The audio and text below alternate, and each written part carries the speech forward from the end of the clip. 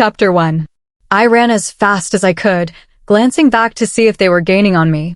There was still a good distance between us, which made me smirk slightly. Amateurs. I quickly climbed up a tree, hoping to throw them off my track. Unfortunately for me, they had a tracker. They scanned the area, then suddenly the tracker looked up in my direction. "She's there," he shouted. "Well, that didn't go as planned. Aren't you guys overreacting just a bit?" I said nervously, jumping down from the tree. They all glared at me with irritation. "You think you're so funny, don't you?" one of them snapped. "Actually, yeah, I do," I said with a faint smile. They got into fighting stances, and I rolled my eyes before using my telekinesis to push them back gently, just enough to create distance, before running off again. "Get her." I heard someone yell as footsteps thundered behind me. I spotted a waterfall ahead and quickened my pace. Without a second thought, I leapt into the cool water and swam to the shore. When I surfaced, I looked around. The forest was quiet, and no one seemed to be following me. I sighed in relief. Not recognizing my surroundings, I kept walking, hoping to find a road. I stopped suddenly when I heard a low growl. My heart sank as I turned around to see 3 werewolves. 2 appeared to be guards, while the larger one seemed like a leader. They stood ready, alert, and cautious. I raised my hands slightly in peace. "If I meant harm, you'd already know it," I said calmly. The larger wolf still growled, and I decided it was best not to provoke them further. I turned and started to run again. A howl echoed through the forest, an alert. I muttered under my breath. They must have masked their scent. No wonder I didn't notice them. Clever. Suddenly, a wolf lunged and knocked me off balance. Before I could react, strong hands grabbed me. A man appeared, securing my wrists behind my back with power-restricting cuffs. My heart pounded as I realized I couldn't use my abilities. They led me to their camp and locked me in a dim cell. The only light came from a small window, casting faint shadows across the room. The place was lined with silver, one of my weaknesses, which made me uneasy. The Gamma entered the cell. He had short, dyed dark blue hair and sharp green eyes that seemed to study every move I made. "Would you care to tell me what you were doing in our territory?" he asked, crossing his arms. I stayed silent. Giving away information to wolves was never wise. "Suit yourself," he said coldly. He pulled out a vial of liquid silver, and my eyes widened. I instinctively backed away, but my wrists were bound. The silver touched my skin, it burned sharply, and I cried out in pain. My body weakened, and my breath became shallow. My red eyes met his, full of anger and defiance. "I'll ask one more time, stranger. What were you doing in our territory?" he demanded. "I was just passing through," I managed weakly. "What's a vampire doing this far out?" "Where's your clan?" he pressed. I was too tired to argue. "Why am I being held here?" I asked hoarsely. "Because you were on our land," he replied. "We need to make sure your kind isn't planning anything against us." "If there were a war coming, I wouldn't be alone," I muttered. I needed to find a way out. "Look, I'm not a threat to you. I was on my own, just passing through," I said firmly, still wincing as the silver burned faintly. "You're strong," he said with a slight smirk. "Most wouldn't still be conscious." He turned toward the door. "I'll be back soon. You'd better be ready to talk when I return." Chapter 2. I woke to the sound of the cell gate creaking open. The Gamma walked in with a smug grin that instantly made me roll my eyes. "Since you won't talk to me, maybe you'll answer to our Alpha," he said. "Is that really necessary?" I replied dryly. "Well, you're not answering our questions," he countered. "Even if I did, you'd probably get rid of me afterward since I'd be no use to you," I said calmly. He chuckled and clapped his hands. "You're sharper than you look." "Can't say the same for you," I shot back with a smirk. His amusement vanished, and his eyes glowed faintly orange. His wolf was stirring, but he held it back. Suddenly, a soothing scent filled the air, a mix of rain and wildflowers. My head turned as the Alpha entered. His presence was powerful, commanding. He had soft brown hair that brushed over his eyes, one a brilliant blue and the other a deep violet, a faint scar running over the left. He was tall and strong, moving with quiet authority. The closer he came, the more that scent calmed me, steadying my heartbeat. When his gaze met mine, the world seemed to still. My body felt warm despite my usually cold nature, and I realized what this meant. He was my beloved, the one fated to me. He stared for a moment, then his deep voice broke the silence. A vampire? The moon goddess must be mistaken. The word stung. That's not a very kind welcome, Wolfie, I said softly, trying to keep the moment light. His eyes flickered red briefly, and the gamma tensed.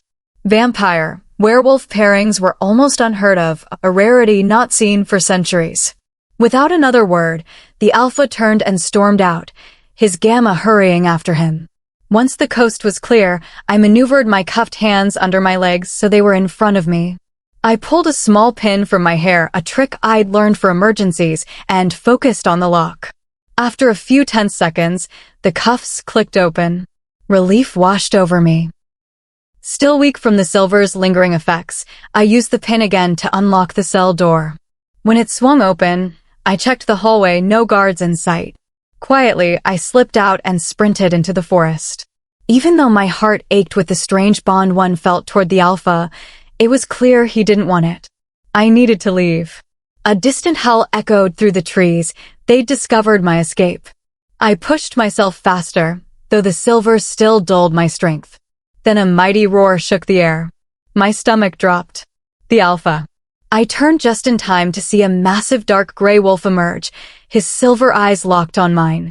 His presence was overwhelming, both fierce and magnetic. If there's one thing I knew about wolves, it's that they love to chase. And I wasn't about to make this one easy. Chapter 3. I stepped back slowly, keeping my eyes on him as he let out a low, warning growl. I couldn't help but grin, giving him a teasing wink before darting off through the trees. His heavy footsteps thundered behind me, and I laughed breathlessly. I'm not going to be that easy to catch, sorry, Wolfie. I called over my shoulder. His sharp bark echoed through the forest. He didn't sound amused. The trees thinned, and I skidded to a stop at the edge of a cliff. The Alpha approached carefully, his movements deliberate, his silver eyes fixed on me. I gave him a playful smile, blew him a mock kiss, and jumped. His startled howl followed me as I fell into the misty air. I landed lightly at the bottom, the wind rushing around me. Looking up, I saw him watching from above. I waved cheerfully before turning and running again, finally crossing beyond his territory. Relief washed over me. I slowed down, breathing deeply as I walked through the woods. But before I could relax, a strong hand caught my wrist. I turned, and my heart skipped when I saw him. He'd followed me. I tried to push him back with my power, but I was still weak. It barely affected him. He stood there, calm and composed, wearing only a pair of shorts, his posture radiating authority. I looked away quickly, trying to keep my thoughts in check. How may I help you, Wolfie? I asked lightly. His jaw tightened at the nickname. Where do you think you're going? His voice was deep, steady, and filled with quiet power that sent a shiver through me. Well, I think I've overstayed my welcome, I said, trying to pull my wrist free. He caught it again firmly and started leading me back. Let go of me, I protested, tugging against his hold. But he remained silent, his grip unyielding. After a few moments of resistance, I sighed and gave up, letting him lead me back toward the pack settlement. We passed the holding cells, and I frowned in confusion. Instead of stopping there, we continued until a large mansion came into view, clearly the Alpha's home. Another man approached, bowing slightly.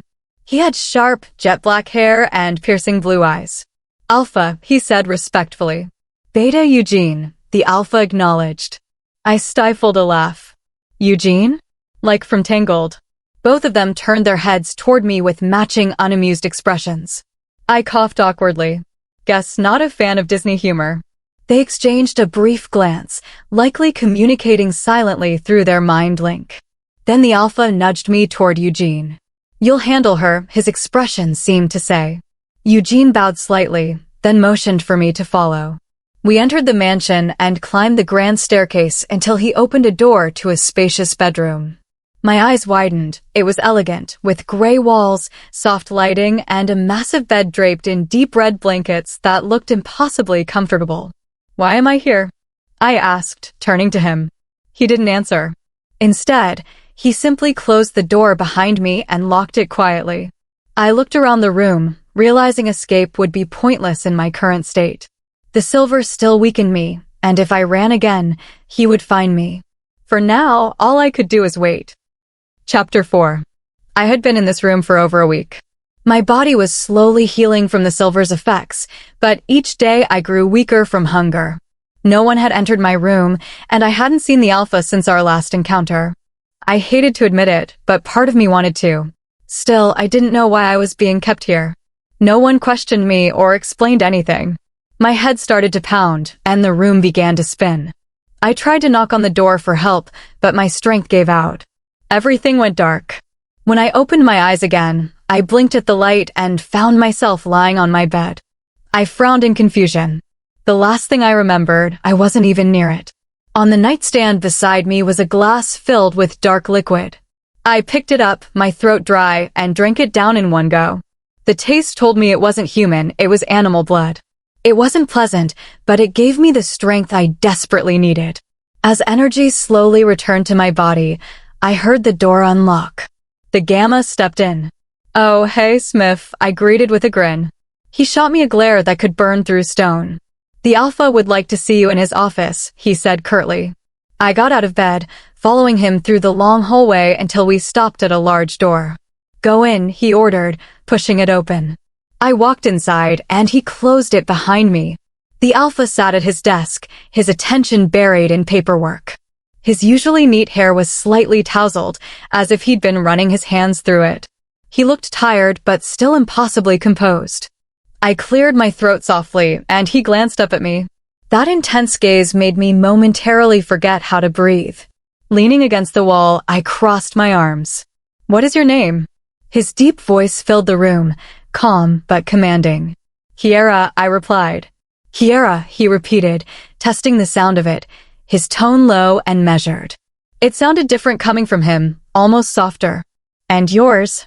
I asked, raising an eyebrow. He hesitated before replying, "Xylus." "All right, Xylus," I said. "Why am I here?" He walked around the desk slowly, his expression unreadable. "You're here to tell me why you were trespassing on my territory." I gave a small scoff. "Didn't your Gamma already tell you what I said?" His eyes flickered faintly red, not from rage, but from restraint. "You'll stay here until I know everything," he said firmly. I stared at him in disbelief. "You must be joking. If you think I'm staying here forever, you've got another thing coming." I turned toward the door. "Goodbye, Wolfie." He called after me, but I ignored it, making my way downstairs. "Stop walking away from me." His voice boomed behind me. I turned, rolling my eyes. "Oh, sorry, Alpha. Didn't realize I needed permission to leave a conversation." My sarcasm didn't help. His eyes glowed faintly again. "Let me make this clear," I said calmly. "I'm not one of your pack. Don't treat me like I am." I tried to walk off again, but his hand caught my wrist, pulling me back gently yet firmly until I was against the wall. "You're not leaving," he said in a low voice. His closeness made my heart race, not from fear, but from the strange connection between us that neither of us seemed to understand. I tried to steady my breathing, but the energy around him shifted suddenly. His eyes began to shimmer silver, his hair fading to the same hue. The air thickened with power. I stepped back slightly, eyes wide as realization hit me. His wolf had taken over. Chapter 5. "Wow, you're quite dramatic, aren't you?" I couldn't help but let out a small laugh, but Xylus's wolf eyes flashed between silver and red, a low growl rumbling in his chest. "Do not mock me." His voice was deeper than usual, calm, but edged with warning. He struck the wall beside me, the sound echoing sharply. I flinched slightly, but stayed silent. After a tense pause, he turned abruptly and strode back upstairs toward his office.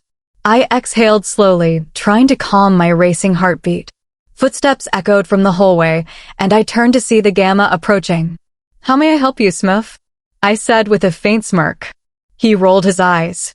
"My name is River." I tilted my head playfully. "Didn't ask." He sighed heavily, running a hand through his hair. "You're impossible." "Maybe," I said lightly, "or maybe you just make it easy." He growled softly but ignored my teasing. "The Alpha wants me to escort you back to your room. Don't know why he's keeping you alive when you refuse to talk." He cuffed my hands again with the power restraints.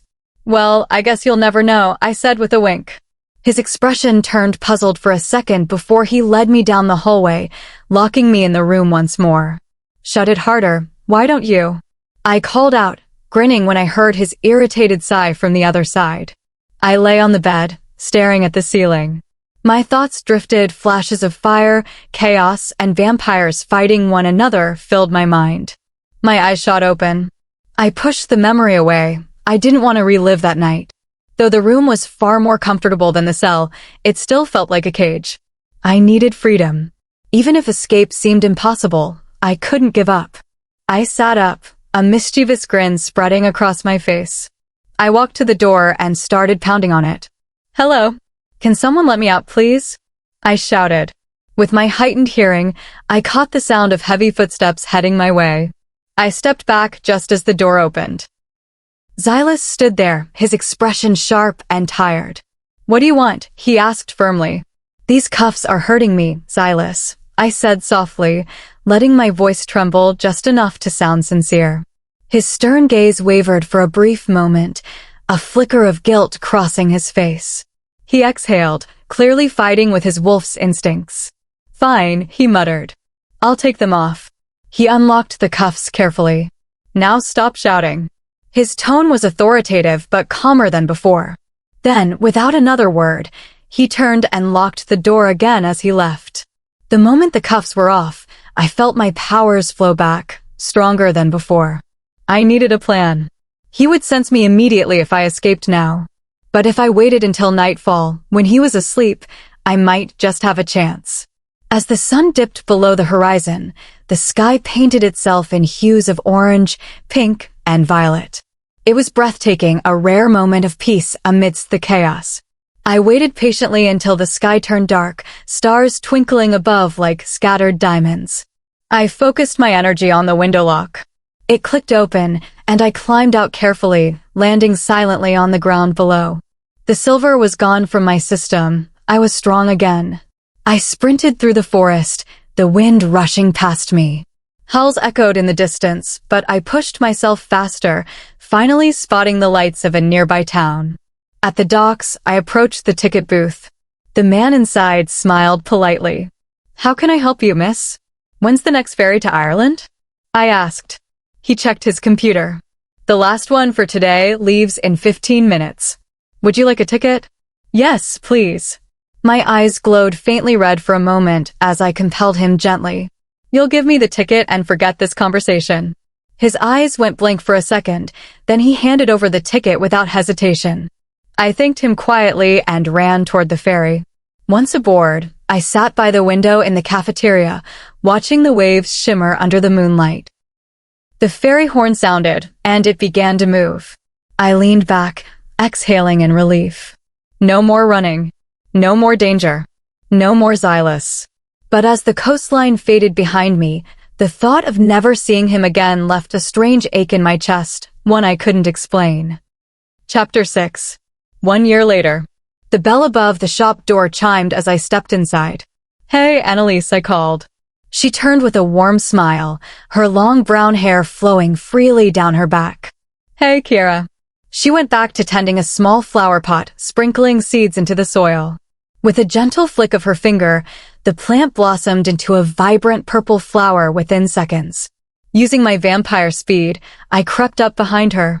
When she turned, she let out a startled scream and almost dropped the flower.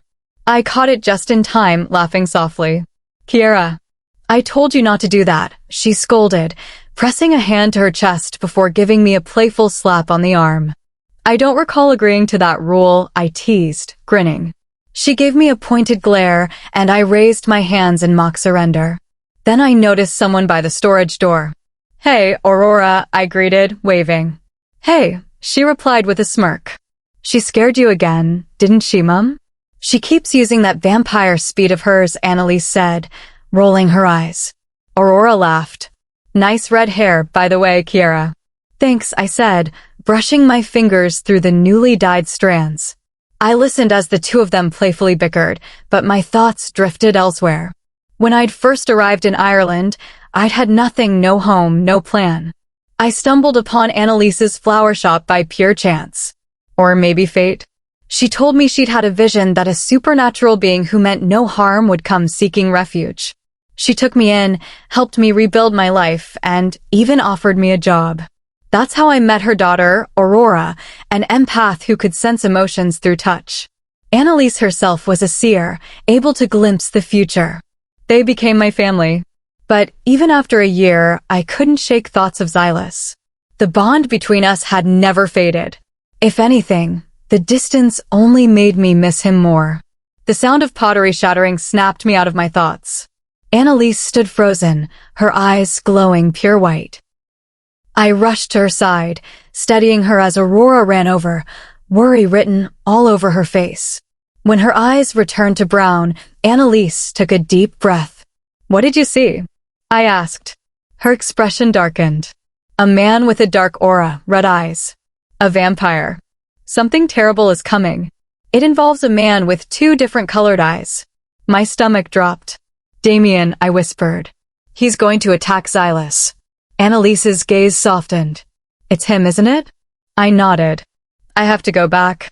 As I turned to leave, Aurora caught my wrist. "You're not going alone," she said firmly. "I can't risk your lives," I insisted. Aurora flicked my forehead lightly, making me wince. "We're family, Kiara. Family doesn't let each other face danger alone." Annalise placed a comforting hand on my shoulder. "She's right." I sighed in defeat. "Fine.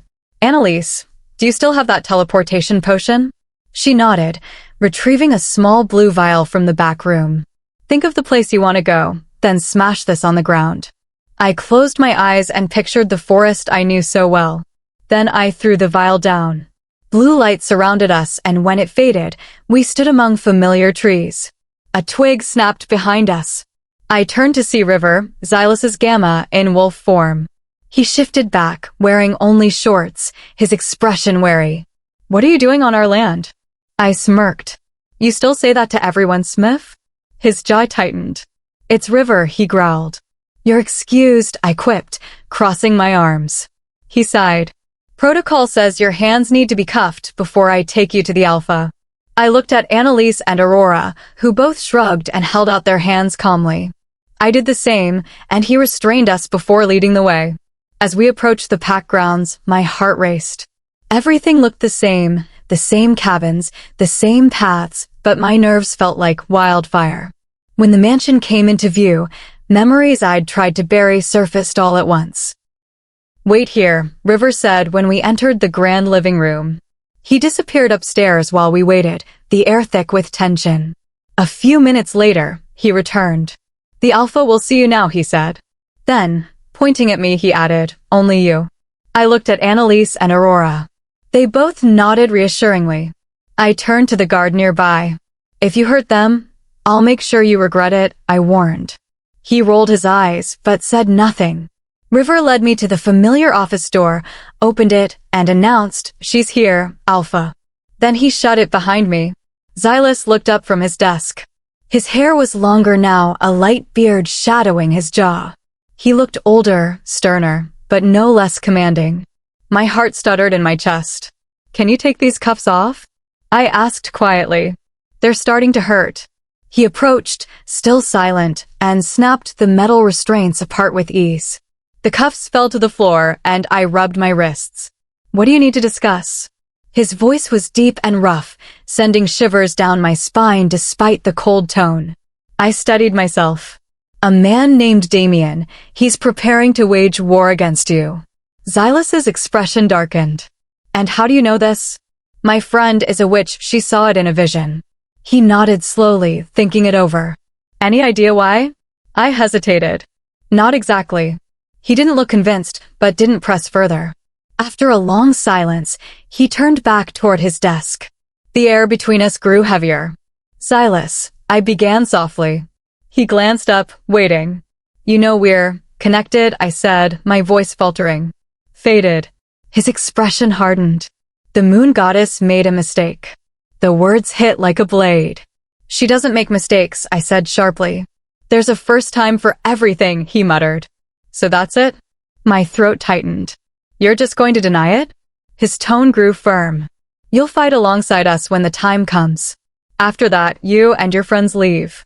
I blinked back tears and drew in a shaky breath. "You're right," I said quietly. "Maybe the goddess did make a mistake, because she gave me someone too blind to see what's right in front of him." I turned toward the door. "It's a good thing you rejected me. Now I can find someone who actually deserves me." I left without looking back. Behind me, I heard a low growl echo through the room. Downstairs, Aurora and Annalise were waiting with River and another warrior standing guard. "Relax, boys," I said lightly. "We're just here for a little visit." The two men exchanged glances, and River's eyes glazed briefly. Xylus was mind-linking him. River exhaled and nodded. "It's fine. I'll show them to their rooms." He led us upstairs. Aurora and Annalise shared one room, while I got the same one I'd stayed in a year ago. "Thanks, Smith," I said with a small grin. He sighed. "It's River." "Uh-huh. Sure." He shook his head and walked off, muttering under his breath. I turned back toward the room. Everything was just as I remembered. The memories I'd spent months trying to bury flooded back, one by one. Hopefully this time, it wouldn't end in pain. Chapter 7. I woke to the warmth of sunlight on my face. Blinking against the brightness, I stretched and made my way to the bathroom for a quick shower. After drying off, I opened the wardrobe and froze. Rows of clothes hung neatly inside. I picked out a light shirt and shorts, dressed, and went downstairs. Aurora and Annalise were already in the kitchen, chatting with River. "Morning, Annalise." "Morning, Aurora," I said cheerfully, then looked at River. "Morning, Smith." He groaned and dropped his forehead onto the table. "I give up." I grinned in victory while Aurora and Annalise laughed. "Where's Eugene?" I asked. "He should be here soon," River replied, checking his watch. Just then, a familiar scent filled the air, rain and wildflowers. My heart skipped a beat as Xylus entered the kitchen. His eyes briefly met mine, and I quickly looked away. He silently grabbed a box of cereal, poured some into a bowl, and added milk. Eugene walked in next, looking like he had something serious to say, but the moment he saw Aurora, everything else seemed to fade. "Hey," he said with a bright smile. "Hi," Aurora replied, returning the same look. A blush crept up her cheeks. "What's your name?" he asked, stepping closer. "Aurora." "And you?" "Eugene," he began. "Fitzherbert," I finished with a teasing grin. Eugene shot me a look, and Aurora giggled softly. "Nice to see you too, Kiara," he said dryly, though his focus quickly returned to Aurora. I smiled to myself. The connection between them was obvious. They were mates. Seeing them made me happy, but it also left a dull ache in my chest. I wished Xylus had looked at me the way Eugene looked at her. When I glanced at him again, he was watching them both closely before leaving the kitchen without a word. 1 week later, ***. Today was Aurora and Eugene's official ceremony, a celebration that welcomed mates into the pack's hierarchy. The event was grand, filled with anticipation. I stood before the mirror, debating outfits, before choosing a soft blue dress with thin straps and a side slit. It wasn't extravagant, but it made me feel confident. Heading downstairs, I saw Annalise waiting near the bottom step. Xylus was near the door, about to leave, when he turned at the sound of my footsteps. His eyes briefly met mine before I looked away. Halfway down, my heel caught the edge of a step, and I gasped as I lost balance, only to land safely in a pair of strong arms. I looked up and met Xylus's steady gaze. For a long moment, neither of us moved. My heart pounded at the warmth between us. I quickly straightened and adjusted my dress. "Thank you," I murmured. "Be careful next time," he said quietly before stepping away. Annalise gave me a knowing smirk as I passed her, and I could feel my face heating. At the ceremony, I stayed toward the back. Most pack members still eyed me warily, but I didn't blame them. I was a vampire among wolves, after all. Aurora walked across the stage beside Eugene, glowing with happiness, while Annalise watched proudly from the crowd. My heart swelled seeing them like that. A tall man with gray-dyed hair and kind eyes approached me.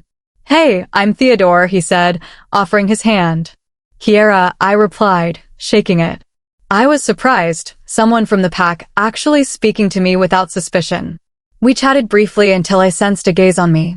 I looked up and saw Xylus watching us from across the room, his expression unreadable. I turned back to Theodore with a small, knowing smile. "So, Theodore, what's your rank here?" I asked casually, resting a hand lightly on his shoulder. He smiled. "I'm a lead warrior."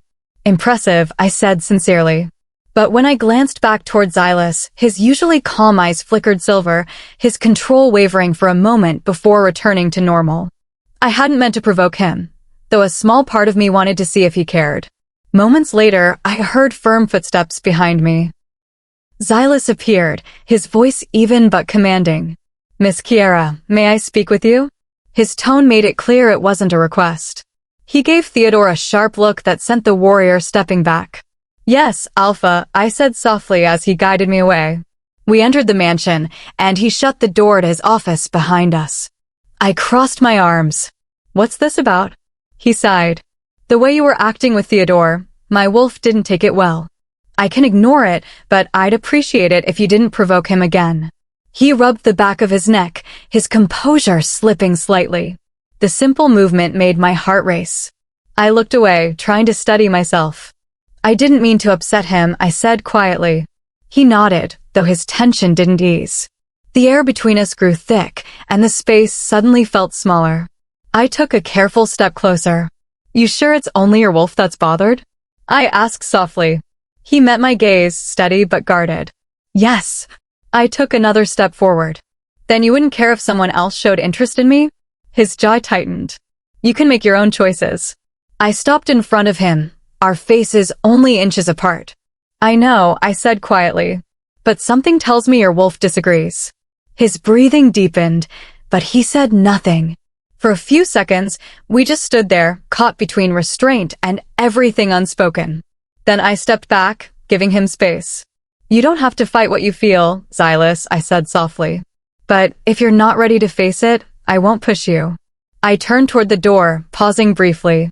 "Congratulations to Aurora and Eugene," I added, giving him a small smile before leaving the room. Behind me, I heard a faint exhale, half frustration, half relief. Chapter 8. The moment his lips touched mine, warmth flooded through me, unexpected, powerful, and fleeting. The kiss ended as quickly as it began. Xylus stepped back almost immediately, his expression hard to read, his voice cold. "Go." I stood frozen, my heart sinking. "Xylus, why do you keep pushing me away?" I asked softly, the ache in my chest almost unbearable. "Get out, Kiara," he said again, eyes sharp but distant. He wouldn't meet my gaze. I took a shaky breath.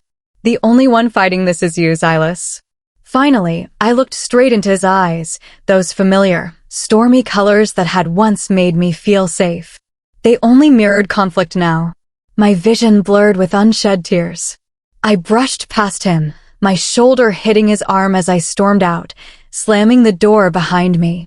Downstairs, the celebration continued. Laughter and music filled the air, a sharp contrast to the chaos inside me. I spotted Aurora and Eugene walking toward me, both glowing with happiness. Forcing a smile, I said, "Hey, you too. Congratulations." Aurora's grin widened. "Thank you, Kiara," she said joyfully. Eugene nodded, looking proud. But as Aurora reached to hug me, dread struck. I tried to step back, but she wrapped her arms around me before I could move. The instant her hands touched me, she gasped and stumbled, clutching her chest. Her eyes filled with tears. "Kiara," she whispered, trembling from the wave of pain she'd just felt through me. Eugene held her steady, concern written all over his face. I couldn't bring myself to say a word. I turned and ran out of the hall, past the clearing, into the quiet of the forest. The cool air stung my cheeks as I ran, trying to outrun the ache in my chest. Eventually, I slowed near a familiar waterfall. The gentle rush of water drowned out the noise of my thoughts. I sat on a smooth rock by the edge, gazing into the crystal blue pool below. For a moment, the reflection staring back at me wasn't mine. It was a golden wolf, sleek and radiant, with 2 black-tipped ears. I gasped and turned around quickly, but the forest was still. When I looked back, the image had vanished. Confusion rippled through me. What did it mean? Was it a vision, a warning, or something else entirely? I stood slowly, my mind swirling with questions I couldn't yet answer, and began the walk back toward the pack. Chapter 9. It had been a week since the kiss, and since then, Xylus hadn't said a single word to me. He avoided me completely, as though I didn't exist. I tried to convince myself it didn't matter, but deep down, every glance he didn't give me felt like a small wound reopening. To drown out the ache, I threw myself into training. Day after day, I pushed my body harder until I was sore, exhausted, and too tired to think. Aurora and Annalise had both tried to talk about what happened, but I couldn't bring myself to relive it. A mate's rejection wasn't just emotional, it was a pain that settled deep in your soul. No matter how old the feud between vampires and werewolves was, rejecting a fated bond was nearly unheard of. And yet, here I was living proof it could happen. With a sigh, I pulled myself out of bed and dressed in simple training clothes. As I stepped outside, I froze at the sight of Xylus sparring with one of his trainees. Every precise movement, every strike, radiated discipline and strength. My heart stuttered when he glanced my way for a brief second. He had sensed me, of course. Then, as if nothing happened, he returned to his sparring. Before I could spiral into thought, Theodore appeared at my side, smiling. "Hey, Kiara." I smiled back. "Hey, Theodore." "Wanna spar?" he asked, his tone playful. I nodded. The other pack members turned to watch, murmuring quietly. Even Xylus's eyes flicked toward us. My pulse quickened. 3, 2, 1, go! Theodore called, and we began circling each other. He lunged, but I dodged swiftly, kicking the back of his knee to bring him down and catching him in a quick hold. He twisted out of it, pulling me over his shoulder, and I hit the ground before bouncing back into a ready stance.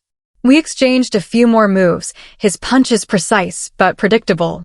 Using my speed, I blurred around him, each feint making him more disoriented. Finally, I moved in close, hooked my leg behind his, and brought him down. With one movement, I pressed my knee near his shoulder in a mock pin. He tapped the ground twice to yield, and I stood, grinning in triumph.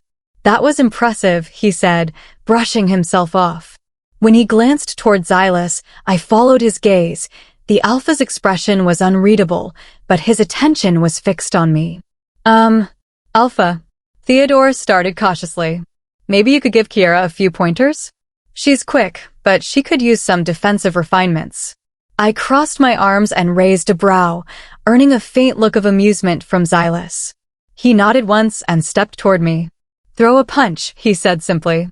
I lunged, but he was faster than I expected. In one smooth motion, he sidestepped, caught my arm, and turned me so my back pressed against his chest. I could feel the steady rhythm of his heartbeat against me, the closeness making it hard to focus. "Not bad," he murmured near my ear, his voice calm but edged with challenge. "But you still need to anticipate your opponent." I smirked, refusing to let him fluster me. Lifting my heel, I stepped on his foot and drove my elbow back into his ribs, not hard enough to hurt, but enough to make him release me. He stumbled a half step, exhaling sharply, then looked at me with something that almost resembled approval. "Better," he said quietly. We circled again.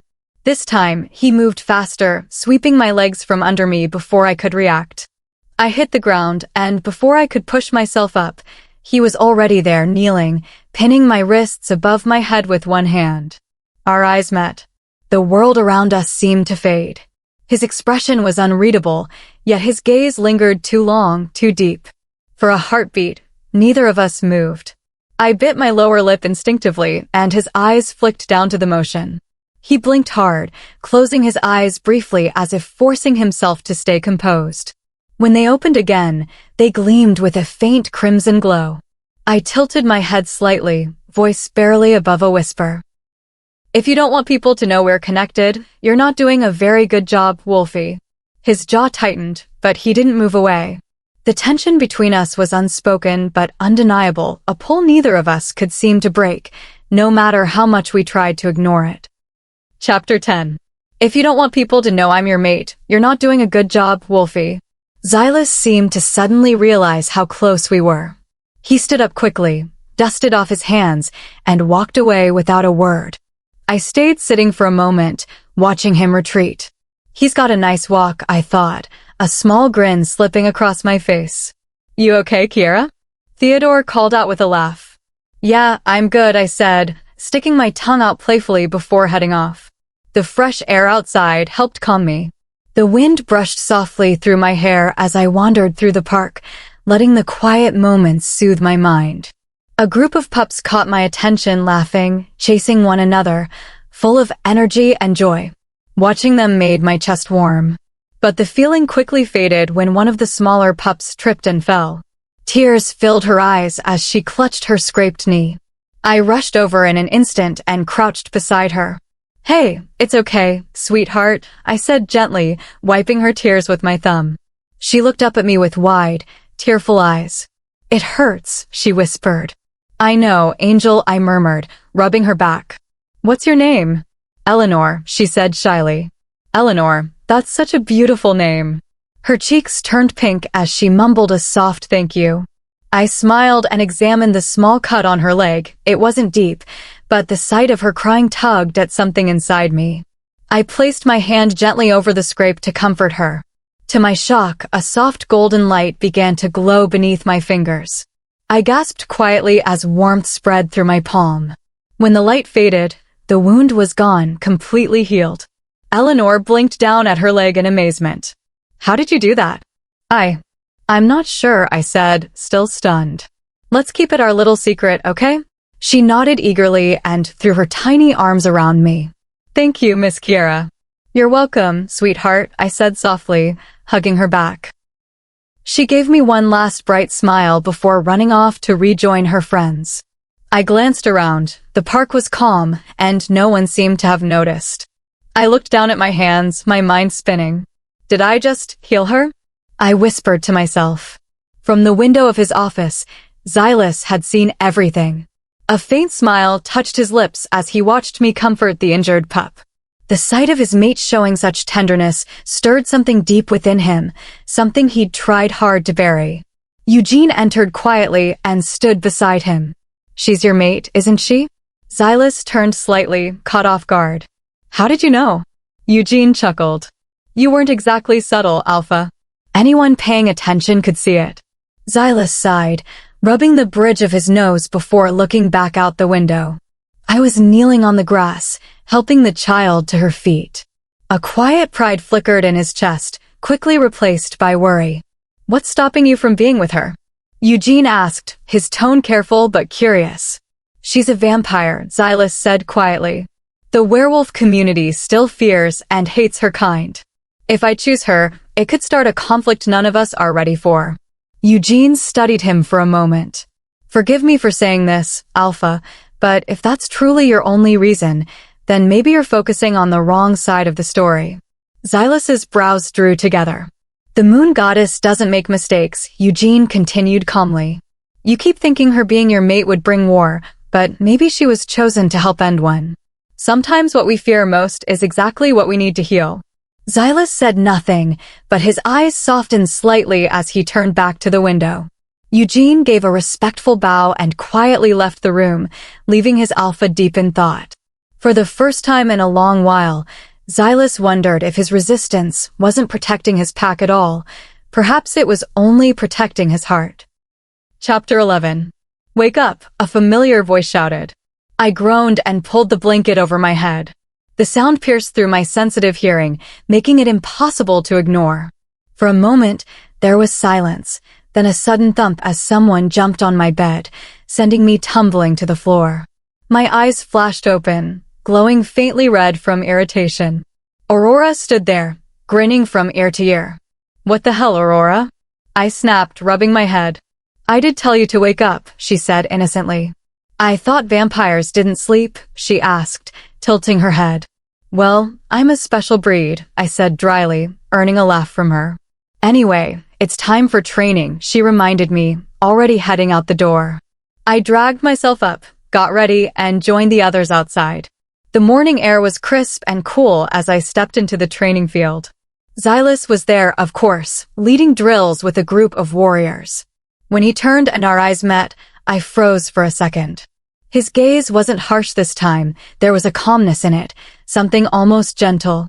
Before I could think too much of it, a faint sound reached my ears, a sharp cry from the forest. My enhanced hearing picked it up clearly. I turned toward the noise just as Xylus noticed the change in my expression. Concern flickered across his face. Without a word, I bolted toward the sound. "Kiara," he called after me, but I didn't stop. Pushing through the trees, I followed the cries until I found a small parrot lying on the ground. Its wings trembled weakly as it tried to move. I knelt beside it carefully.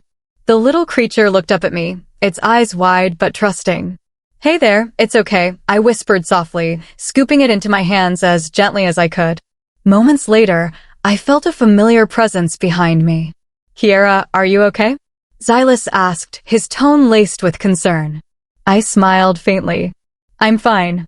I heard the parrot crying and came to check. He glanced down at the small bird inside. "So I ran all this way because of a bird?" "No one asked you to follow me, Wolfie," I said lightly, giving him a teasing wink. His eyes flashed red for a second before he exhaled sharply, clearly annoyed. "I'm taking this parrot to the pack doctor," I said firmly, walking past him. "No, you're not," he muttered, following behind me. "Watch me," I replied with a small grin. Behind me, I heard him grumble something under his breath, which only made me smile wider. Inside the infirmary, the pack doctor, Dr. Lila, was already at her desk. She straightened quickly and bowed when she saw Xylus. "Alpha," she greeted respectfully. "Doctor," he replied curtly. I stepped forward, holding out the injured bird. "I found this little one hurt in the forest. I think his wing is injured."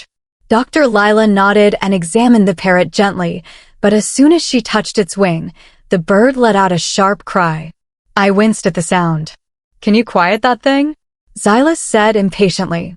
His tone was low but enough to make the doctor tense. I'm sorry, Alpha." "I'll try," she stammered nervously. I turned on him instantly. "Xylus, stop it. You're scaring her. She's doing her job." He frowned but didn't respond. Dr. Lila looked between us, clearly startled by the exchange. "So?" I asked, softening my tone as I looked back at her. "How bad is it?" She took a breath and said, "It's a minor injury. His wing will be fine after a few days of rest." I sighed in relief. She nodded. I looked at the little parrot more closely. His feathers were a striking mix of blue, black, and white. "Then I'm calling him Blue." From behind me, Xylus gave an unimpressed huff. "You're not keeping it." I turned and smirked. Too bad I didn't ask for permission. The doctor tried to hide her smile as Xylus shook his head in disbelief, muttering something about stubborn vampires. I just looked down at Blue, who chirped softly in my hands. "Welcome to the family, little guy." Chapter 12. It had been a couple of weeks since I'd started caring for Blue. His wing had completely healed, and he'd become my constant little companion. Wherever I went, Blue followed, which, admittedly, was starting to test Xylus's patience. As the sun began to set, I busied myself in the kitchen, humming softly while preparing lasagna for dinner. On the counter beside me were small dishes of fruit and vegetables, Blue's meal. The familiar scent of rain and wildflowers drifted into the air, and a smile tugged at my lips before I even turned. Xylus had taken his usual seat at the dining table. Moments later, Annalise, Aurora, and Eugene joined, sitting across from him. "Blue, it's time to eat," I called. A flutter of wings answered as Blue flew gracefully into the room, landing proudly on my shoulder. Xylus's jaw tensed. He gave Blue a glare sharp enough to cut steel. "Can I have a kiss?" Blue chirped in his small, cheery voice. "Of course, sweetheart," I said warmly, giving the little parrot a gentle peck on the beak. A low growl rumbled from Xylus's direction. "Take that thing out," he said through gritted teeth. "No," I replied simply, walking over to sit beside him and placing a strawberry in front of Blue. "You're my mate," he snapped suddenly, frustration breaking through his calm facade. I turned to him sharply. "Oh, now I'm your mate? A few weeks ago, you were calling me a mistake." My voice was steady, but the sting of those words still echoed inside me. He slammed his hands against the table, the sound echoing through the room, then turned and stormed out. I exhaled and glanced apologetically at Aurora, Eugene, and Annalise. They gave me small, reassuring smiles, silently encouraging me to follow him. I placed Blue carefully in his cage. "Be good, okay?" He chirped softly as I dashed out after Xylus. I caught up to him at the edge of the forest, using my speed to block his path. "What was that about?" I demanded. "Nothing," he muttered. "Nothing?" "You can't just storm off like that, Xylus. One moment you're ignoring me, the next you're calling me your mate. What changed?" He met my eyes evenly. "You are my mate." "Am I wrong?" I scoffed. "You barely acknowledged me before. Now, suddenly, you decide you want me." He hesitated. "Maybe I do now." His voice was low, sincere, and that caught me off guard. My heart faltered, but I kept my tone firm. "You can't just flip a switch like that. You have no idea how much your rejection hurt." "I know what I am, Xylus, but being a vampire doesn't mean I don't feel pain the same way you do. You pushed me away when all I wanted was to try." Tears welled in my eyes as I forced myself to continue. "I was willing to give us a chance. You weren't." He looked at me quietly, his eyes filled with a regret I hadn't seen before.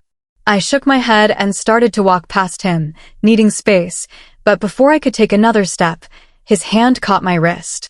The familiar tingling sensation rushed through my entire body, and before I could even process it, he turned me toward him. Then his lips were on mine, warm, desperate, and full of everything he'd been holding back. For a single heartbeat, the world fell silent. Chapter 13. My heartbeat quickened as his lips moved against mine. He grabbed my cheek with one hand, and the other held onto my waist tightly. I could feel the mate bond strengthen the more we touch. I pulled away abruptly, and I placed my hands on his chest, stopping him from proceeding further. My eyes were only focusing on the ground, not being able to look him in the eyes. "Is there something wrong?" He placed his finger under my chin, moving it up slightly to make me look at him. "I can't do this. One kiss won't change every hurtful thing you said to me, Xylus." My hands were in a fist as I looked up into his eyes. I felt my body heating up as my eyes were full of rage, and Xylus' eyes widened in shock from my state. "Your eyes, it's golden." I turned to the lake, looking at my reflection, my mouth agape. It was indeed golden. It had never happened before. My breathing quickened in panic. I looked back at Xylus, and he stared at me in concern. Everything was feeling closed in, I was getting dizzy, and I did the only thing I could do in that moment. I ran. I ran so fast using my vampire speed to the mansion, ignoring Xylus calling out my name. I rushed inside my room and shut the door behind me. I stood in front of the mirror, but my eyes weren't golden anymore. They were a blood shade of red. I sighed in relief, contemplating everything that had happened. I traced my lips, still feeling his soft, plumped lips against mine. I shook away the thoughts and walked to my bed and lay down, letting sleep take over me. I heard a knock on my door. I groaned as I slowly sat up. "Come in." I croaked out, and I saw Eugene peeking his head in. "Sorry if I bothered you sleeping, Lewin. I mean Kiara, I can come at a better time." He scratched his head in embarrassment. I shook my head, smiling reassuringly at him. "No, it's all right, come. Sit." I patted the space next to me on the bed. He looked slightly conflicted on whether he should sit down or not, but decided to anyway. "Well, I want to propose to Aurora." He spoke up shyly, and I saw his cheeks were a light shade of pink. "Congratulations, Eugene.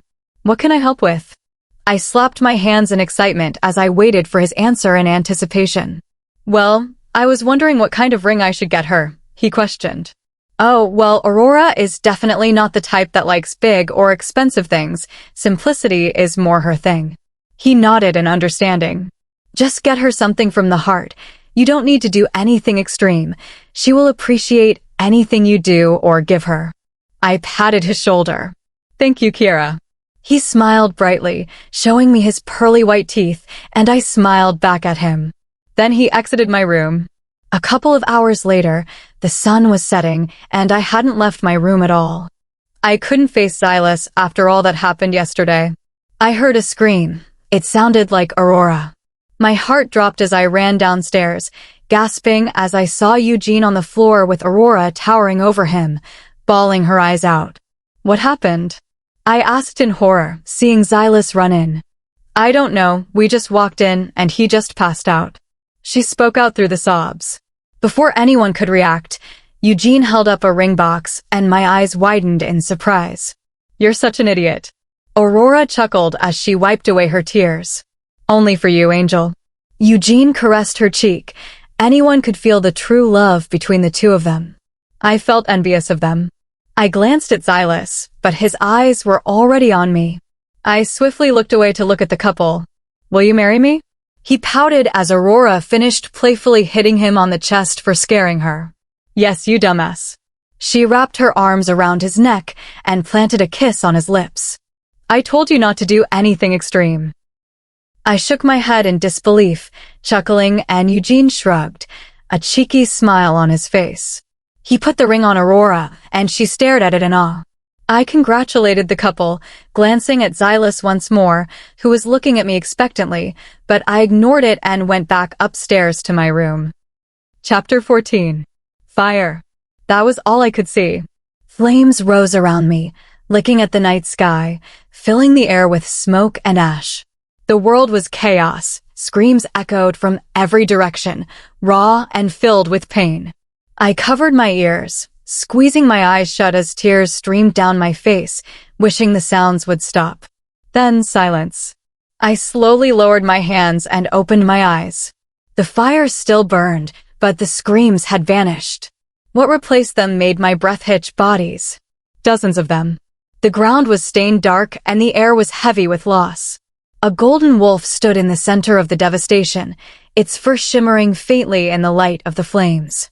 It was beautiful and haunting all at once. The wolf's golden eyes glowed softly as it leaned over two still figures. Something in me compelled me forward, step by step, until I stood before it. The wolf let out a low, mournful sound that pierced straight through my chest. I looked down at the two bodies. The man had black hair that fell over his closed eyes, and the woman's long red hair fanned out beside her like silk. Recognition struck me like lightning. My parents, I whispered. The moment the words left my lips, I jolted awake. Sweat clung to my forehead, and my chest rose and fell rapidly. It took a few seconds for me to realize where I was safe in my room. The clock read 4:38 a.m. I sat for a while, trying to calm my racing heart before getting up quietly so I wouldn't wake anyone. In the kitchen, I flicked on the light and filled a glass with water. I sipped slowly, staring blankly at the sink as my thoughts spun.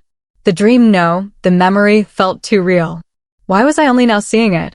Before I could dwell on it further, I felt strong arms wrap gently around my waist from behind. I stiffened at first, but the familiar sparks dancing across my skin told me exactly who it was. Why do you keep avoiding me, Kiara? Xylus's deep, husky voice murmured near my ear. His breath brushed against my neck, and I shivered. Xylus, what are you doing? I whispered, trying to steady my breathing as he brushed soft kisses along my neck. When I turned in his arms, his eyes weren't their usual color, they were silver, and his hair had shifted to match. My confusion deepened when I noticed how tense he was, his breathing heavy, his brow damp with sweat, his movements restless. Then I understood. His wolf was in control. What's your name? I asked quietly. Xyler, he answered, his tone rough but calm. His wolf. He pulled me closer, and for a moment, I let myself simply feel the warmth of him. There was something magnetic about being near him, something that made my heart ache and my body tingle all at once. But I couldn't let things go too far, not like this. Xyler, I said softly, placing a hand on his chest. You don't want your first moment with me to happen when you're not yourself. When you're calm, you'll understand. He looked torn but nodded, pressing his forehead gently against mine. But can I have a kiss here? He asked quietly, pointing to his cheek. I couldn't help but smile at how human his wolf sounded. All right, but you'll have to bend down. You're too tall, Wolfie. He leaned down eagerly. I brushed my fingers along the scar near his eye and whispered, You really are something special, you know that? A small, shy smile curved his lips. I rose on my tiptoes and pressed a soft kiss to his cheek. His skin warmed under my touch, and I caught a glimpse of faint color rising in his face. "Now go get some rest, okay?" I murmured. He nodded once, still looking at me as if trying to memorize the moment, then turned and walked upstairs. At the top of the stairs, he paused to look back and gave me a rare, gentle smile. When he disappeared from view, I let out a shaky sigh and leaned against the counter, my heart still fluttering. Gosh, what is this man doing to me? Asterisk. Chapter 15. The morning started like any other, except my pulse betrayed me the moment I smelled that familiar scent, rain and wildflowers. My heart thudded faster, and I tried to steady myself before opening the door. Xylus stood there, looking infuriatingly handsome in his usual well-fitted clothes, his hair neatly styled. It was unfair how effortlessly he could make me speechless. "Hey," he said, flashing a small, nervous smile. "Hey yourself. What's up?" I leaned casually against the doorframe, trying to act composed even though I could practically hear my heart pounding. "Well, He rubbed the back of his neck, clearly struggling to find his words. "I was wondering if you had any plans for today," he finally managed. "Besides training, not really." "Why?" I asked curiously. "Would you maybe want to go out with me?" His tone was hesitant, his gaze flicking away as if he half expected rejection. For a second, I was too stunned to respond. His eyes dimmed slightly as he began to backtrack. "It's okay if you don't." "No. I mean, yes." I blurted out, too quickly. "I'd love to." His lips twitched upward in relief. "Anything specific I should wear?" I asked. "Just something comfortable." "Got it," I said, grinning as he gave a shy smile before walking away. The moment the door closed, I did a small victory dance that would have embarrassed me if anyone had seen. After training, I rushed back to my room to find the perfect outfit. Aurora appeared at my doorway with a knowing grin. "Need help?" she teased. "Yes, please," I said dramatically. She giggled and dove straight into my wardrobe. "Here," she said, handing me a white t-shirt, a short floral skirt, and black boots. "Cute and comfortable." "Perfect." I hugged her gratefully. I narrowed my eyes at her playfully. "Wait, how did you even know about this?" Aurora looked innocent, a little too innocent. "Xylus asked Eugene and me for advice." "That's all," she said casually. My cheeks warmed and Aurora smirked at my reaction. "Now go shower, you smell like a skunk," she said dramatically, pinching her nose. "Excuse me." Before I could protest further, she shoved me into the bathroom and closed the door. After showering and changing, I took one last look in the mirror. Aurora looked up from her phone as I stepped out. "You look amazing," she said, grinning proudly. "Thanks," I said, smoothing my skirt. "Now go. He's waiting for you downstairs." I hurried down, my steps faltering as soon as I saw him. Xylus was wearing dark jeans and a fitted black shirt that emphasized every inch of his toned body. His usually neat hair was slightly messy, falling across his forehead. He looked more relaxed than I'd ever seen him, and somehow even more breathtaking. As if sensing my gaze, he turned around. His expression softened the instant our eyes met. I walked down slowly, feeling my cheeks warm under his gaze. He looked almost entranced, and I had to wave my hand in front of his face to snap him out of it. "Wow!" He stumbled over his words, then took a small breath. "You look beautiful, Kiara." The sincerity in his voice made my heart flutter. "Thank you," I said quietly, smiling. He gently took my hand, and sparks immediately danced across my skin. "Come on," he said softly. We got into his car, and he opened the door for me like a true gentleman. Once he started driving, I tried to pry the secret destination out of him. "So, where are we going?" "You'll see," he said, smirking slightly. I sighed dramatically. "You're impossible." He just chuckled, the sound sending a warmth through me. We drove in comfortable silence, the radio humming softly in the background. I opened the window, letting the wind rush through my hair. When I glanced at him, he was already looking at me, smiling quietly before turning back to the road. Eventually, the car slowed to a stop. "We're here," he said, getting out quickly to open my door. When I stepped out and looked around, I gasped. "We're at Dirtle Door?" He nodded, a hint of uncertainty in his eyes. "Do you like it? Like it?" "I love it," I said, throwing my arms around him in excitement before realizing what I'd done. I quickly stepped back, clearing my throat. Thank you." He smiled softly as I turned to admire the landscape. "It's beautiful," I murmured. "I know," he said quietly, so softly I almost didn't hear him. I decided not to ask what he meant. Instead, I grabbed his hand and tugged him toward the water. The ocean sparkled under the fading sunlight, waves lapping gently at the shore. The air was crisp and smelled of salt. Without hesitation, I slipped off my outer clothes, leaving me in my red undergarments. "Kiara!" Xylus exclaimed, his eyes wide. "What?" I laughed. "I'm going for a swim."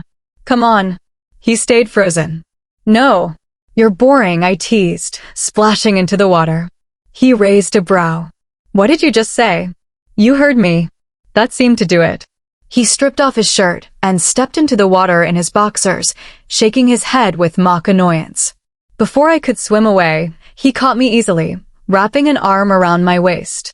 I laughed, trying to wriggle free, but he held me close. The laughter faded as our eyes met. The waves moved around us, but everything else was still. My hands rested on his shoulders. His eyes, one blue and one purple, glimmered under the light. Slowly, I leaned in, and he didn't pull away. Our lips met in a soft, lingering kiss, tender and warm.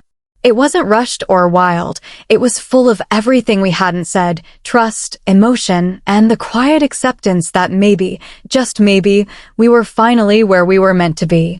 In that moment, nothing else mattered. Just us and the endless sea. Chapter 16. When we finally pulled away from each other, I stayed close enough to feel the rhythm of his heartbeat. His eyes, those beautiful blue and purple hues, searched mine, as though he were memorizing every part of me. "I want to make it up to you," Xylus said quietly. My brows furrowed. "What do you mean?" He pulled me closer, his voice low and sincere. "I treated you horribly for a long time. I never meant to hurt you, but something happened to me years ago. When I found out my mate was a vampire, I thought the moon goddess was mocking me." The pain in his words hit me deeply. I could see it in his eyes, the kind of pain that never fully heals. I reached up and ran my fingers gently through his hair, feeling him lean into my touch before resting his forehead against mine. "Let's go back to shore," I said softly. He nodded.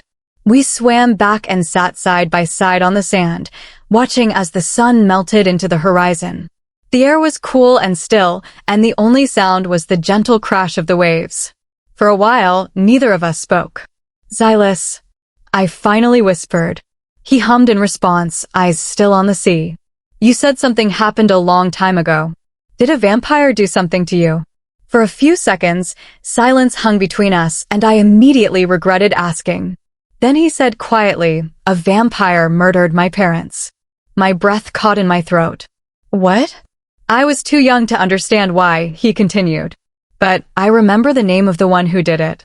His jaw tightened, and his eyes flickered red before returning to their usual colors. The anger coming off him was almost tangible. I reached for his hand, running my thumb over his skin until his breathing steadied. "What was the vampire's name?" I asked softly.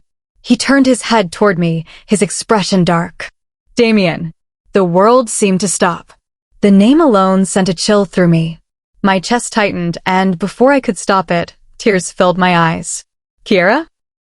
he said, concern flooding his voice as he cupped my cheeks. "What's wrong?"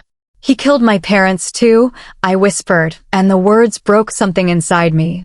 Tears spilled down my face, and Xylus didn't hesitate. He pulled me into his arms, holding me close.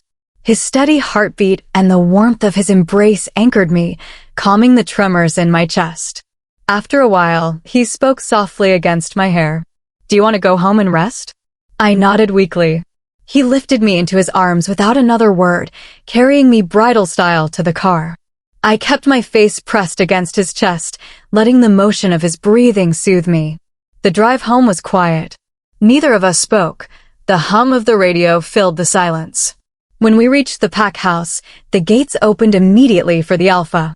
Xylus parked and came around to open my door, offering a small, gentle smile. Thank you, I murmured as I stepped out. He followed me up the stairs to my room. I paused at the door and turned to face him. Thank you for today. It meant a lot to me. I'm sorry I ruined it. I looked down, ashamed of my tears. He tilted my chin up with one finger. It was the best day I've had in a long time, he said softly. Heat rose to my cheeks. He leaned forward and pressed a light kiss to my forehead. Get some sleep, Kiara. I smiled faintly and nodded. Good night, Xylus. He gave me one last look before walking down the hall toward his room. When I finally fell asleep, darkness surrounded me.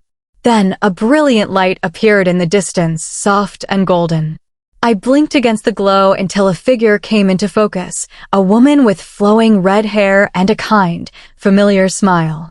You've grown into a beautiful young woman, Kiara, she said gently. Her voice was soothing, almost musical. Tears welled in my eyes. Mum? I breathed. She smiled tenderly. I don't have much time, my angel. Something terrible is coming, and you need to understand how powerful you are. Behind her, a magnificent golden wolf stepped forward. Its fur gleamed in the light, and its eyes shone like sunlight through amber. My breath caught. This is Orlina, your wolf, my mother said, stroking the creature's fur. I can't have a wolf. I'm a vampire, I whispered, still in disbelief. She chuckled softly. Your father was a wolf, sweetheart. That's why you're different, stronger than you know. Memories flashed in my mind, the golden wolf by the lake, the strange glow in my eyes. It all suddenly made sense. You have gifts from both sides, she continued. Use them for good, Kiara. You were chosen for a reason. She stepped closer, her presence radiating warmth and peace. You will be an extraordinary Luna, she whispered, her eyes full of love. I could barely see her now. She was fading, her outline dissolving into light. I'm so proud of you, my angel, she said softly, cupping my face. My tears fell freely as I reached for her. Mum, please don't go. Her fading voice was the last thing I heard before the dream dissolved completely. I love you. Chapter 17. I squinted as the sun peeked through the curtains. I sat up and stretched, the memory of my dream still heavy in my chest. Something in me insisted it had been real. Maybe I should talk to Xylus about it. I dressed in a white tank top and black shorts and headed downstairs. I froze when I smelled him. The familiar scent made me catch my breath. Xylus stood at the stove, shirtless, wearing only shorts, cooking breakfast. I blinked, trying to push away the sudden rush of distracting thoughts. He turned as I entered. Hey, I made breakfast. He held the plate out with a small smile. I stood there a moment, eyes trailing without meaning to. Kiara, he called. I blinked and sat on the stool. He set the plate down, sausage, baked beans, and fried eggs. It smelled amazing. I dug in, and after the first bite, I couldn't help but make a pleased sound. You like it? Xylus chuckled. Yeah, I said, finishing the plate. When I looked up, he was still watching me. Why were you staring? I asked, bluntly and a little embarrassed. Because you look cute when you eat, he said, smiling. I glanced down at the dishes to hide the redness creeping into my cheeks. While I cleared the plates, the dream nudged at my mind again. Xylus, I asked when he passed. He hummed. Is it possible for someone to be born both vampire and werewolf? It's only happened once before, he said. I told him about the dream, that my mother had said my father was a werewolf, and that my wolf's name was Orlina. He listened without interrupting. Have you spoken to her? He asked. Not yet. I've only seen her in the memory. I worried it didn't sound very smart. You've given me no reason not to believe you, he said, surprising me. And I've seen your eyes flash gold, unusual for a vampire. Relief left my shoulders in a long exhale. Annalise appeared in the doorway then. Good morning, Kiara, Alpha, she greeted with a gentle smile, but she immediately collapsed, clutching her head. Xylus and I rushed to her. She was having a precognition. Whenever something dire was about to happen, she would be in pain. She sagged with the aftershock and finally breathed out. What did you see? I asked, panic prickling my skin. Damien is coming with an army of vampires. Her voice trembled. The air left my lungs. Xylus's jaw tightened. He stared at the wall, fists clenched. Later, curiosity drove me to Damien's office. I pressed my ear to the door and listened. "I have waited too long for this," he said in that low, dangerous voice. "You plan to marry her?" a woman asked. "Well, I couldn't marry her mother," he replied coldly. "And after what I did to her parents, no one will stand in my way when I marry Kiara and secure a powerful heir." He laughed. It chilled me. Rage flared hot and immediate. I couldn't let it stand. I stepped into the room, and when Damien's brother turned toward me, I acted fast. There was a brief scuffle, and I subdued him, leaving him unconscious. I grabbed a lighter from the table and used it to create a distraction, allowing me to escape. Damien stormed into the room, eyes wild. "What have you done?" he shouted. "You got your revenge. Don't forget that actions have consequences," I shot back, then slipped through a window I'd broken to make my escape. Behind me, his voice rose in fury. "Find her." Chapter 18. Someone shook my shoulders, pulling me back from my thoughts. I blinked and met Xylus's worried gaze. "Kiara, are you okay?" he asked, his voice low but laced with concern. I nodded, forcing a smile. "Let's finish this once and for all." He gave a firm nod in agreement. "Annalise," I said, turning to her. "Take the elders and children to the bunker." Without hesitation, she obeyed and hurried off to gather them. Xylus and I exchanged a look before stepping out of the mansion. Through the mind link, he summoned the pack. Within minutes, dozens of wolves, men and women, filled the yard, anxiety etched across their faces. Xylus stood tall before them, his alpha aura radiating dominance. "A vampire leader has declared war upon us. We fight not just for our land, but for our families and our mates." When he said mates, his eyes flickered toward me. The bond between us pulsed stronger, steady, alive. A male voice called from the crowd, sharp and accusing. "The vampire leader's here because of that bloodsucker, isn't he, Alpha?"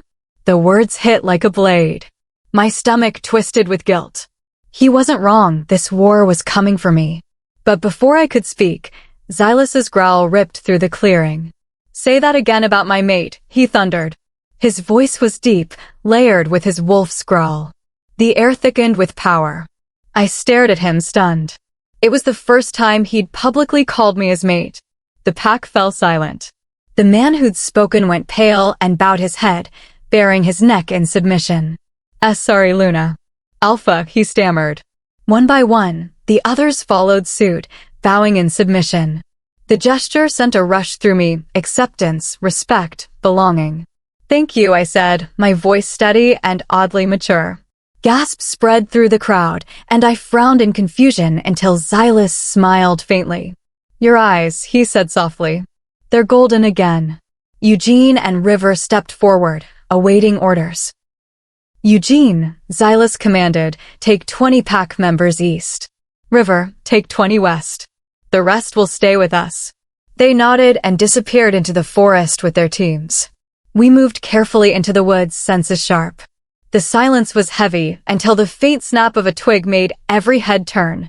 Then, from the shadows, Damien emerged. "Oh, Kiara, what a pleasant surprise," he mocked, smiling with cold amusement. "Can't say the same," I shot back. He pouted dramatically. "What's with all the backup?" "It's just little old me." Growls rumbled through the pack. I glanced around, uneasy. The stillness between trees felt wrong.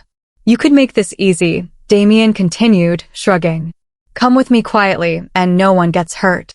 When I didn't move, his expression darkened. He gave a low whistle, and from the darkness, one of his minions stepped forward, dragging a small figure. My heart stopped. "Eleanor."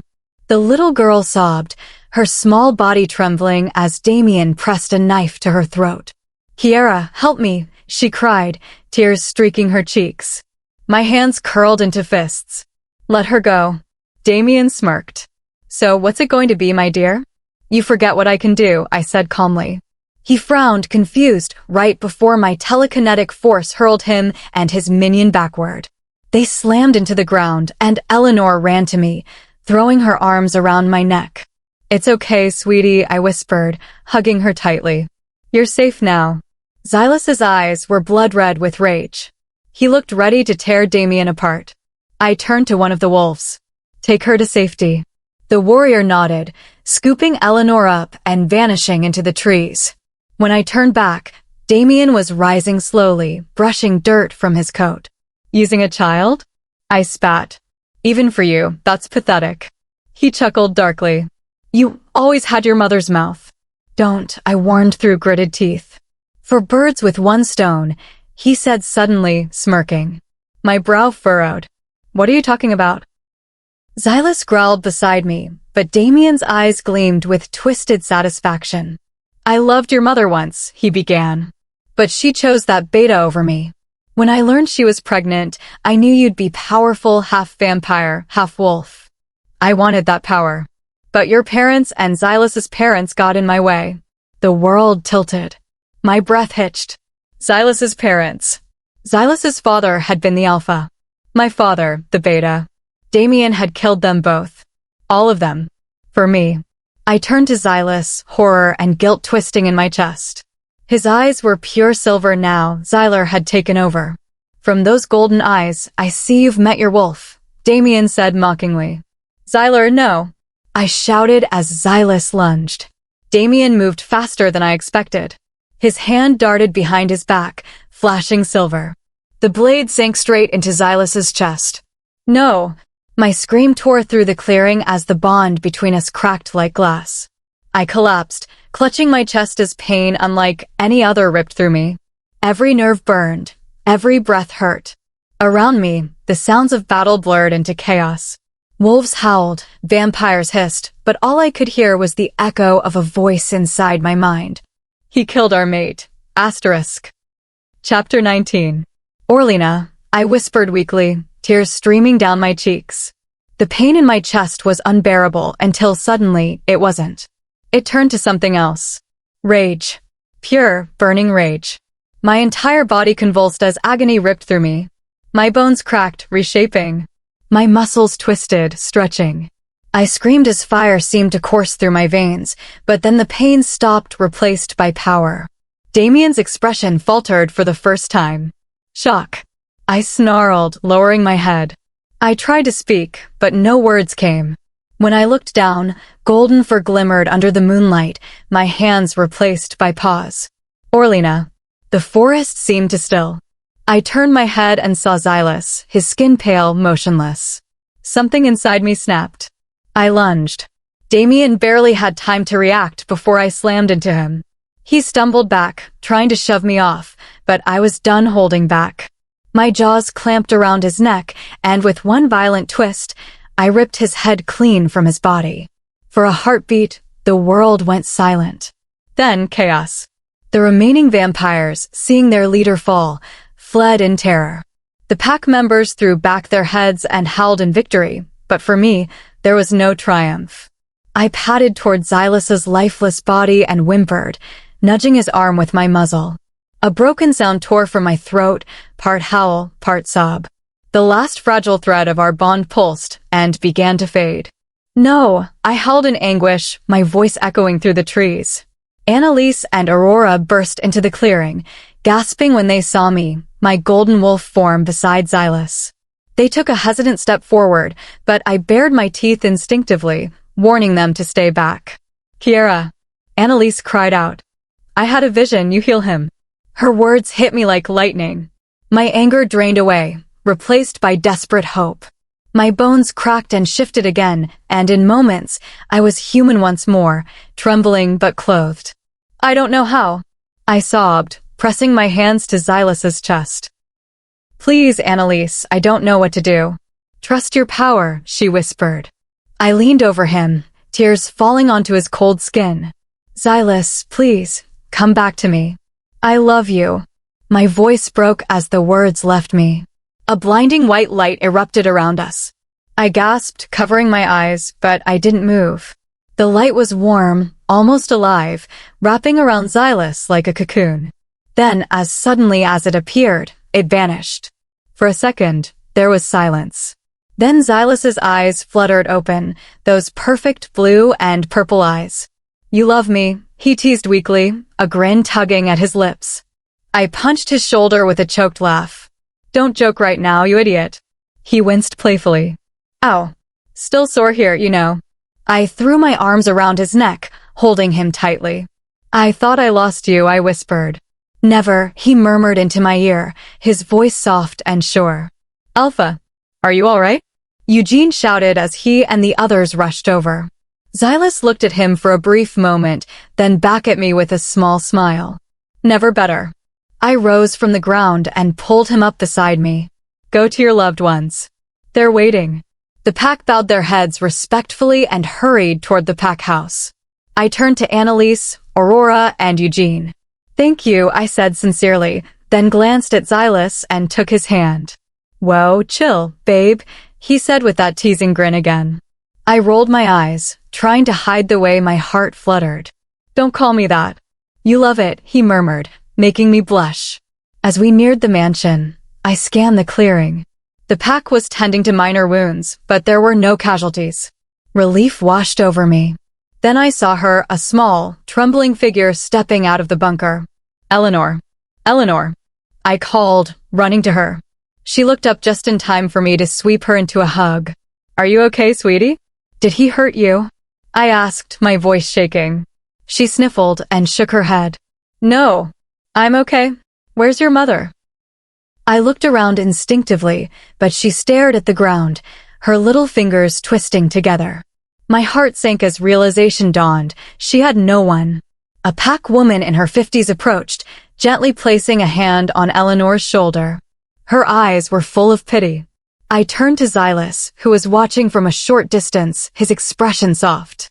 I walked up to him and took his hands in mine. I know this seems sudden, I said, my voice trembling, but can we please adopt her? He blinked, surprised, then looked past me at Eleanor. For a long moment, he said nothing. The silence stretched, and I held my breath. Finally, he smiled, the warmest, most genuine smile I'd ever seen on him. If it'll make you happy, then of course. My heart soared. I leapt into his arms, laughing as he caught me. Thank you, I whispered, my face buried against his neck. He chuckled softly, the sound rumbling through his chest. Looks like we're parents now, huh? I smiled, tears of joy pricking my eyes. Yeah, we are. Chapter 20. The morning sun spilt through the curtains, painting the room in soft gold. I blinked, adjusting to the light, feeling the warmth of a strong arm wrapped around my waist. A slow smile spread across my face as I turned slightly. Xylus was still asleep, his expression peaceful for once. Carefully, I slipped out of his hold and stood before the full-length mirror in what was now our bedroom. My fingers brushed over the mark on my neck, a delicate symbol of his silver wolf beside his name in elegant script. It glowed faintly, a reminder that we were bound, heart and soul. Arms circled my waist again, and his chin rested on my shoulder. Sparks rippled across my skin at his touch. Did I wake you? I asked softly. I woke up when I couldn't feel you beside me, he murmured, his voice rough from sleep. I chuckled quietly. You're impossible. He smiled against my neck, pressing a gentle kiss to my mark, and I shivered at the warmth of it. Every brush of his lips made the bond hum between us stronger than ever. Before I could stop myself, I blurted, "Marry me." He froze. Slowly, he lifted his head, eyes wide. Are you serious? Yes, I said, smiling despite my racing heart. Xylus Orpheus, will you marry me? For a heartbeat, silence. Then his face broke into the widest grin I'd ever seen. Yes, I will marry you. He pulled me in, kissing me with a passion that made time itself seem to stop. My heart thundered as he whispered against my lips, I love you. I love you too, I breathed, knowing that this hymn was everything I had ever needed. Hours later, I stood behind the double doors of the mansion's garden, my hands trembling as the ceremony began. Kiara, breathe, Annalise whispered, giving my hand a reassuring squeeze. I am breathing, I whispered back, though the nerves fluttered wildly in my stomach. River appeared at the doorway and nodded. It's time. Eleanor stepped forward first, her small hands clutching a basket of petals. She looked like a tiny angel in her sparkling blue dress, her ginger hair shining under the sunlight. As she scattered petals down the aisle, I exhaled deeply and began walking. The garden had been transformed. Rows of white chairs lined the aisle, draped with soft fabric. White and red roses filled crystal vases, fairy lights glowing around them. It was perfect, peaceful, and full of love. At the end of the aisle stood Xylus. My breath caught when I saw him. His hair was slightly tousled, and his blue-purple eyes shone like jewels. The black tuxedo fit him perfectly, but it was his expression, the soft, unguarded love in his eyes, that stole my breath completely. When Annalise placed my hand in his fingers tightened around mine. Everything else faded away. "May we have the rings, please?" the officiant asked. Eugene handed Xylus the ring. "Kiara," Xylus began, his voice steady but full of emotion.